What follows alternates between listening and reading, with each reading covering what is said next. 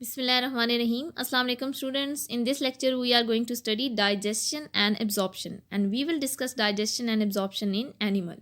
We know that animals are heterotroph. They cannot prepare their food from simple inorganic matter.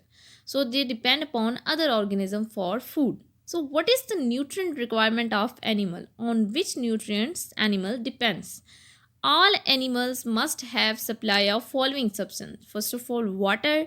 Secondly, oxygen, simple sugar, amino acid, fatty acid, vitamins and many other organic and inorganic substance. ये वो nutrients हैं जो animals को चाहिए होते हैं. और इन nutrients को अगर हम देखें तो एक्सेप्ट ऑक्सीजन एंड वाटर, बाकी न्यूट्रिएंट्स नेचर के अंदर सिंपल फॉर्म में एग्जिस्ट नहीं करते. ये कम्प्लेक्स फॉर्म में एग्जिस्ट करते हैं. जैसे कि अगर हम सिंपल शुगर की बात करें, अमाइनो एसिड की बात करें और फैटी एसिड की, तो ये इस फॉर्म में नेचर में एग्जिस्ट नहीं करते. सिंपल शुगर किस फॉर्म में पाई जाती है नेचर के अंदर? कार्बोहाइड्रेट की फॉर्म में. अमाइनो एसिड के स्टेट में पाए जाते हैं प्रोटीन की फॉर्म में. और फैटी एसिड का इनटेक एनिमल्स किस फॉर्म में करते हैं? In the form of lipid. तो ये जो सब्सटेंस हैं ये किस फॉर्म में पाई जाती हैं? कम्प्लेक्स स्टेट में पाई जाती हैं नेचर के अंदर. सो नेचर के अंदर वो न्यूट्रिएंट्स जो एनिमल्स को रिक्वायर्ड होते हैं ये कंबाइन फॉर्म में एग्जिस्ट करते हैं, पॉलीमर्स की फॉर्म में एग्जिस्ट करते हैं. जैसे कि स्टार्चेज हैं, प्रोटीन है, फैट्स हैं, वाइटामिन्स हैं एंड मिनरल्स हैं. और वाइटामिन एंड मिनरल्स के अलावा अगर हम बात करें इन तीनों सब्सटेंस की, जैसे कि स्टार्चेज हैं, प्रोटीन है, फैट्स हैं, तो ये इनडिफ्यूजिबल होती हैं. मीन ये मेम्ब्रेन को पास नहीं कर सकती, सेल मेम्ब्रेन को पास नहीं कर सकती, तो ये सेल के अंदर एब्जॉर्ब नहीं हो सकती. तो जब एनिमल इनका इनटेक करते हैं तो इनकी एब्जॉर्प्शन से पहले ज़रूरी है कि इनको सिंपल कंपोनेंट में चेंज किया जाए. सो स्टार्चेस, प्रोटीन और फैट्स को एनिमल बॉडी के अंदर ब्रेक किया जाता है, डाइजेस्ट किया जाता है और इनको कन्वर्ट किया जाता है सिंपल मॉलिक्यूल के अंदर. जैसे कि स्टार्चेस को किस में कन्वर्ट किया जाता है? शुगर में. प्रोटीन को किस में कन्वर्ट किया जाता है? अमाइनो एसिड में. और फैट्स को किस में कन्वर्ट किया जाता है? फैटी एसिड में. देन ये सब्सटेंस सेल मेम्ब्रेन को क्रॉस कर सकती हैं और देन ये हमारी बॉडी का पार्ट बन सकती हैं, सेल के अंदर एब्जॉर्ब हो सकती हैं. और जब ये सेल के अंदर इंटर हो जाती हैं तो देन सेल इनको बाकी कंपोनेंट बनाने के लिए भी यूज़ करता है और एनर्जी प्रोडक्शन के लिए भी यूज़ करता है. होलोजोइक न्यूट्रिशन एनिमल्स के अंदर और हेटरोट्रॉफ ऑर्गेनिजम्स के अंदर होलोजोइक न्यूट्रिशन पाई जाती है. होलोजोइक न्यूट्रिशन क्या होती है? Holo mean whole, whole mean WHOLE, whole as it is पूरा अगर लेके जाता है कोई ऑर्गेनिज्म फूड को तो इसे हम कहेंगे होलोजोइक न्यूट्रिशन. होलोजोइक, जोइक का वर्ड जो है ये एनिमल्स के लिए यूज़ किया जाता है. सो ऐसा वे ऑफ न्यूट्रिशन जिसमें फूड को इंजेस्ट किया जाता है, उसकी इंटरनलाइजेशन होती है. सबसे पहले फूड को बॉडी के अंदर इंटर किया जाता है और देन इंटरनल प्रोसेसिंग होती है फूड की. फूड को प्रोसेस भी बॉडी के अंदर ही किया जाता है. पहले इंटरनलाइजेशन हुई, इंजेस्ट किया गया फूड को, और देन उसकी इंटरनल प्रोसेसिंग हो बॉडी के अंदर, चाहे वो फूड गैशियस है, सॉलिड फॉर्म में है या लिक्विड फॉर्म में है, उसकी इंटरनल प्रोसेसिंग हो रही हो, तो इस वे ऑफ न्यूट्रिशन को होलोजोइक न्यूट्रिशन कहा जाता है. जैसे कि अगर हम अमीबा की बात करें, सिंपल एक सेल के अंदर अगर होलोजोइक न्यूट्रिशन को देखें तो अमीबा क्या करता है? अमीबा सूडोपोडिया को एक्सटेंड करता है, जहाँ पे फूड मटेरियल मौजूद है सेल मेम्ब्रेन को इस साइड पे एक्सटेंड करेगा. सेल मेम्ब्रेन क्या करेगी? इसको सराउंड कर लेगी फूड को, और देन ये फूड को इंगल्फ कर लेता है, फूड का फैगोसाइटोसिस कर लेता है in the form of a vacuole. Food vacuole की फॉर्म में ये फूड इंटर हो जाती है इसकी बॉडी के अंदर. सो ये इंजेस्शन की टाइप है. इसमें इंजेस्शन की है इसने फूड की, सबसे पहले इसको इंजेस्ट किया है और देन इंटरनल प्रोसेसिंग होगी अब फूड की. तो इस वे ऑफ न्यूट्रिशन को होलोजोइक न्यूट्रिशन कहा जाता है. अगर हम होलोजोइक न्यूट्रिशन को कम्प्लेक्स एनिमल्स के अंदर देखें तो कम्प्लेक्स एनिमल्स में होलोजोइक न्यूट्रिशन को 3 टाइप्स में डिवाइड किया गया है. सबसे पहले आते हैं इसमें herbivores, second carnivores and third omnivores. Herbivores वो ऑर्गेनिज्म होते हैं जो प्लांट के ऊपर फीड्स करते हैं, that feeds on the plant, plant eater होते हैं. कार्निवोर्स, कार्निवोर्स वो ऑर्गेनिज्म होते हैं जो किसी और ऑर्गेनिज्म पे फीड करते हैं, मीट ईटर्स होते हैं ये मेनली. और ओमनीवोर्स थर्ड टाइप है होलोजोइक न्यूट्रिशन की. ओमनीवोर्स वो ऑर्गेनिज्म होते हैं जो बोथ प्लांट एंड एनिमल दोनों पे फीड करते हैं. ये प्लांट ईटर भी होते हैं और साथ में मीट ईटर भी होते हैं, जैसे कि बियर है, क्रो है, ह्यूमन है, ये किस में आते हैं? ओमनीवोर्स में. What is the process that is involved in holozoic nutrition? Step of holozoic nutrition क्या है? First of all, it's include ingestion. Holozoic nutrition के 5 स्टेप हैं, जिसमें सबसे पहले क्या होती है, इंजेशन होती है, इंटरनलाइजेशन होती है फूड की। सेकेंडली कम्प्लेक्स फूड का क्योंकि इनटेक किया जाता है तो देन इसको क्या किया जाता है, डाइजेस्ट किया जाता है। सेकेंड स्टेप क्या है होलोजोइक न्यूट्रिशन का, digestion. Third step is absorption. Digestion के बाद जो सिंपल मॉलिक्यूल क्रिएट होते हैं उनको देन सेल के अंदर एब्जॉर्ब किया जाता है। And fourth is assimilation. Assimilation में क्या होता है, जो कंपोनेंट एब्जॉर्ब किए गए हैं उनको सेल इनकॉर्पोरेट करता है अपने कंपोनेंट की फॉर्म में और देन उनसे एनर्जी भी ड्राइव करता है। And last step, fifth step क्या है होलोजोइक न्यूट्रिशन का, इजेशन। जो मटेरियल रिक्वायर्ड नहीं होता by the body, waste material, उसको एनिमल अपनी बॉडी से आउटसाइड पे एक्सपेल कर देता है, इसे हम क्या कहेंगे, इजेशन। सो फर्स्ट स्टेप क्या है होलोजोइक न्यूट्रिशन का, इंजेशन। इंजेशन क्या है, take in of complex food. जब कम्प्लेक्स फूड की इंटरनलाइजेशन की जाती है, उसको इंटर किया जाता है बॉडी के अंदर, तो इसे क्या कहेंगे, इंजेशन कहेंगे। जैसे कि एनिमल हैं और ह्यूमन हैं, ये क्या करते हैं, कम्प्लेक्स फूड का इंटेक करते हैं जो कि कार्बोहाइड्रेट्स, लिपिड्स एंड प्रोटीन की फॉर्म में जिसमें न्यूट्रिएंट्स मौजूद होते हैं, तो इसे हम कहेंगे इंजेशन। सेकेंड स्टेप है होलोजोइक न्यूट्रिशन का, डाइजेशन। क्योंकि कम्प्लेक्स फूड का इंटेक किया जाता है तो सेकेंड स्टेप में ब्रेक होती है ये food. The breakdown of large, complex and indiffusible molecule into small, simple and diffusible molecule with the help of enzyme. So second step में कम्प्लेक्स फूड जो कि इनडिफ्यूजिबल है, मीन ये सेल मेम्ब्रेन से पास नहीं हो सकती, क्योंकि सेल मेम्ब्रेन सिर्फ और सिर्फ स्मॉल मॉलिक्यूल को और सिलेक्टिव सब्सटेंस को अलाउ करती है पास होने में।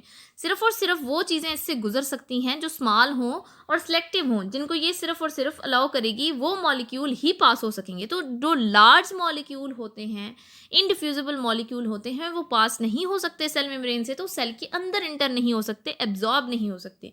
सो वो स्टेप जिसके अंदर लार्ज, कम्प्लेक्स, इनडिफ्यूजिबल मॉलिक्यूल को सिंपल, स्मॉल और डिफ्यूजिबल मॉलिक्यूल में चेंज किया जाता है, इस स्टेप को क्या कहते हैं, डाइजेशन। और डाइजेशन किसकी मदद से होती है, ये ब्रेकडाउन किसकी मदद से होता है, with the help of enzyme. जैसे कि अगर हम प्रोटीन को देखें तो प्रोटीन किस में प्रेजेंट होती है, मीट, फिश, एग्स में प्रेजेंट होती है। जब हम मीट, फिश या एग्स खाते हैं तो देन इनके अंदर जो प्रोटीन मौजूद है, इसको हमारी बॉडी में मौजूद प्रोटीनेजेस एंजाइम किस में चेंज कर देते हैं, अमाइनो एसिड के अंदर। सो कम्प्लेक्स फूड हमारी बॉडी में एंटर होती है और हमारी बॉडी के डिफरेंट पार्ट से गुजरती है, जिसमें इसको ब्रेक किया जाता है स्मॉल, सिंपल और डिफ्यूजिबल मॉलिक्यूल के अंदर। Next is type of digestion. There are two types of digestion: intracellular digestion and extracellular digestion. So first of all, what is intracellular digestion? The digestion which take place inside the cell is called intracellular digestion. अगर food material का breakdown within the cell हो रहा है, cell के अंदर break किया जाए food को सिंपल कंपोनेंट के अंदर, तो इसे कहेंगे इंट्रासेलुलर डाइजेशन। इसमें क्या होता है, सबसे पहले जो फूड सराउंडिंग में मौजूद है, इसको वैक्यूल की फॉर्म में सेल मेम्ब्रेन क्या करती है, एक वेजिकल की फॉर्म में इसको इनटेक करती है, इसका फैगोसाइटोसिस करती है। जब ये सेल के अंदर इंटर हो जाती है फूड, तो यहाँ पे इसको सिंपल कंपोनेंट में ब्रेक किया जाता है। ये पहले वैक्यूल की फॉर्म में इंटर हुई, देन इसको सेल के अंदर डाइजेस्ट किया जाता है, सिंपल कंपोनेंट में ब्रेक किया जाता है। लाइजोजाइम जो है ये कंबाइन करते हैं इस वैक्यूल के साथ, और ये जो एंजाइम होते हैं लाइजोजाइम के अंदर, ये एंजाइम देन फूड को ब्रेक करेंगे। ठीक है, तो यहाँ से ये जो मटेरियल का breakdown within the cell हो रहा है, तो सेल के अंदर अगर डाइजेशन हो रही है फूड मटेरियल की, तो इसे हम कहेंगे इंट्रासेलुलर डाइजेशन। इसमें सबसे पहले फूड मटेरियल को in the form of a vacuole intake किया जाता है। जब ये सेल में वैक्यूल की फॉर्म में इंटर हो जाती है फूड, देन इसके साथ लाइजोजाइम कंबाइन करता है। लाइजोजाइम के अंदर एंजाइम होते हैं जो फूड को डाइजेस्ट करते हैं, हाइड्रोलेजेस होते हैं, ये कार्बोहाइड्रेट, प्रोटीन और लिपिड को डाइजेस्ट करेंगे। जब ये कंबाइन करेगा इसके साथ, तो ये एंजाइम फूड मटेरियल को सिंपल कंपोनेंट में चेंज कर देंगे। तो इस तरह फूड का जो इनटेक किया गया है, देन इसके बाद इसकी डाइजेशन हुई है सेल के अंदर। तो सेल के अंदर अगर फूड मटेरियल को ब्रेक किया जाए, तो इसे क्या कहेंगे, intracellular digestion within the cell. Second is extracellular digestion. Extracellular digestion क्या है, the digestion which take place outside the body is called extracellular digestion. अगर सेल से बाहर या बॉडी से बाहर हो रही है डाइजेशन, तो इसे हम क्या कहते हैं, एक्स्ट्रासेलुलर डाइजेशन। सेल से बाहर किस तरह से होती है, यहाँ पे जैसे कि डिफरेंट ऑर्गेनिज्म के अंदर, एनिमल्स के अंदर हम देखें तो गट कैविटी के अंदर इंटर होती है फूड, और जब ये फूड गट कैविटी में प्रेजेंट होती है, तो जो सेल्स होते हैं हमारे डाइजेस्टिव सिस्टम के, ये डिफरेंट इंजाइम बाहर इस गट कैविटी के अंदर रिलीज करते हैं, इस कनाल के अंदर रिलीज करते हैं। यहाँ पे ये इंजाइम इस फूड फूड को ब्रेक करते हैं इससे पहले कि ये सेल में एंटर हो। तो सबसे पहले फूड का break down outside the cell, cell से बाहर किया जाता है। फूड को सिंपल कंपोनेंट में डाइजेस्ट किया जाता है, कन्वर्ट किया जाता है सिंपल मॉलिक्यूल के अंदर, और देन ये सिंपल मॉलिक्यूल सेल के अंदर एंटर होते हैं। तो सबसे पहले बाहर डाइजेशन होती है, देन सिंपल मॉलिक्यूल क्रिएट होते हैं और देन उनको एब्जॉर्ब किया जाता है। तो ऐसी डाइजेशन जो किसी कैविटी के अंदर हो रही हो या बाहर हो रही हो सेल से, इस डाइजेशन को क्या कहेंगे? Extracellular digestion. Extracellular digestion में एक्स्ट्रा सेलुलर एंजाइम रिलीज किए जाते हैं और ये outside the cell break down करते हैं फूड मटेरियल का। Next step is absorption. This is the third step of holozoic nutrition. Absorption क्या है? द अपटेक और intake of diffusible food molecule from digestive tract into the blood stream. जब food की digestion हो जाती है तो डाइजेस्टिव सिस्टम के अंदर सिंपल मॉलिक्यूल क्रिएट हो जाते हैं। फूड किस में कन्वर्ट हो जाती है? सिंपल मॉलिक्यूल्स के अंदर। जब इन सिंपल मॉलिक्यूल को इनटेक किया जाएगा, ब्लड के अंदर इनका एंट्री होगी, तो इसको हम क्या कहेंगे? एब्जॉर्प्शन। तो फूड मटेरियल जो सिंपल फॉर्म में मौजूद है अब डाइजेस्टिव सिस्टम के अंदर, वो किस में इंटर हो जाएगा? ब्लड स्ट्रीम के अंदर। ये यहाँ पे हमारे पास माइक्रोविलाई शो किए गए हैं स्मॉल इंटेस्टाइन के।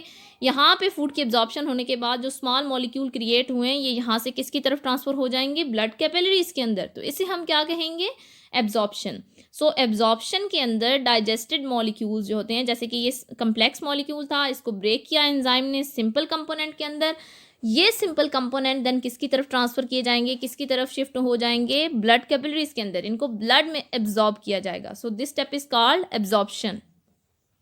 Next is examination. एग्जामिनेशन क्या है? It is the utilisation of product of digestion for production of energy and the synthesis of cellular material. वो प्रोसेस जिसके अंदर जो प्रोडक्ट ऑफ डाइजेशन है, डाइजेशन से जो सिंपल मॉलिक्यूल क्रिएट हुए हैं उनको यूटिलाइज किया जाता है। यूटिलाइज किस तरह से किया जाता है कि सेल उनको एनर्जी प्रोडक्शन के लिए भी यूज़ कर सकता है और अपना सेलुलर मटेरियल बनाने के लिए भी यूज़ कर सकता है।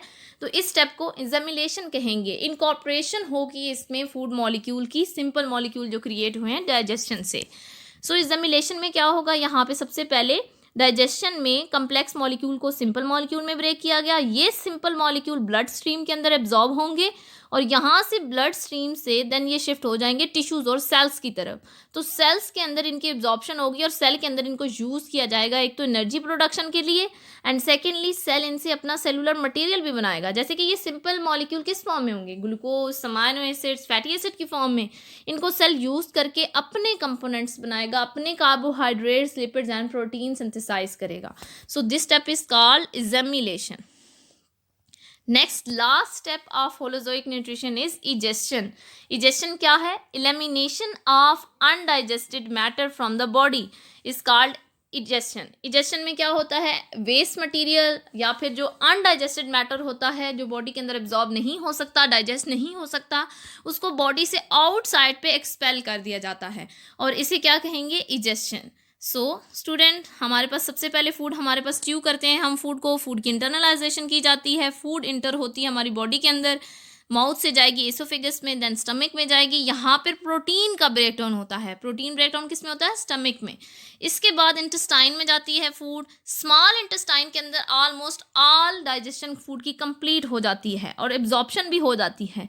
जब फूड पास करती है लार्ज इंटेस्टाइन से, तो लार्ज इंटेस्टाइन में यहाँ पे मेनली इसके अंदर वेस्ट मटेरियल ही मौजूद होता है। लार्ज इंटेस्टाइन में वाटर और साल्ट की एब्जॉर्प्शन होती है और जो अनडाइजेस्टेड फूड होती है देन लार्ज इंटेस्टाइन से पास होती हुई रेक्टम के through outside the body expel कर दी जाती है। So this is the process of holozoic nutrition. Thank you so much students.